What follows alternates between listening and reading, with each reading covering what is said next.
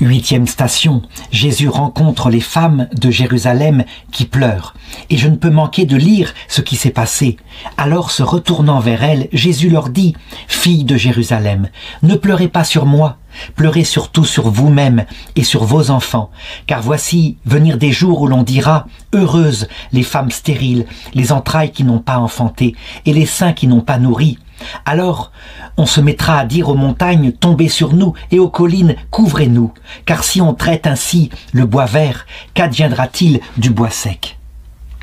Oui, Jésus, vraiment, avait demandé au Père lors de son agonie au Jardin des Oliviers que lui-même porte toutes les souffrances du monde, que personne d'autre n'ait à souffrir. Mais il avait dit au Père, non pas ma volonté, mais ta volonté. Il s'avère que tous, à un moment donné, un jour ou l'autre, nous devrons passer par certaines souffrances. La réalité, c'est que la croix, lorsqu'elle nous frappe, ce n'est pas pour nous écraser, nous le savons maintenant, mais c'est parce que personne ne peut voir Dieu face à face, ce qui est le paradis, ce qui nous comblera dans l'éternité, et nous serons avec ceux que nous aimons, nos enfants, nos conjoints, tout ce que nous aimons. Eh bien, personne ne peut voir Dieu sans mourir à soi-même. Et voilà le mystère de notre présence sur terre. Nous apprenons des choses. Et donc, à un moment donné, puisque pour mourir à soi-même, ça veut dire devenir tout humble, tout amour, il faut passer par certaines expériences de la souffrance, ça nous arrivera.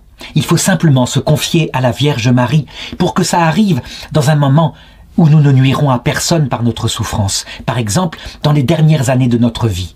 Mais toujours se souvenir que ce sens de la croix nous a été révélé par Jésus, et c'est ce qui rend la croix si légère, parce que d'autres ne le savent pas, et eux, la croix est insensée, alors qu'en fait, elle les sauve aussi.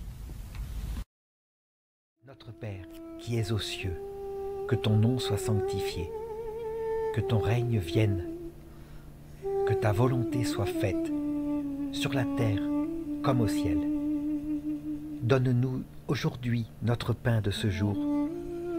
Pardonne-nous nos offenses, comme nous les pardonnons aussi à ceux qui nous ont offensés.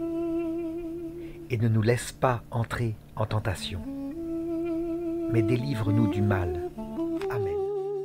Je vous salue Marie, pleine de grâce, le Seigneur est avec vous.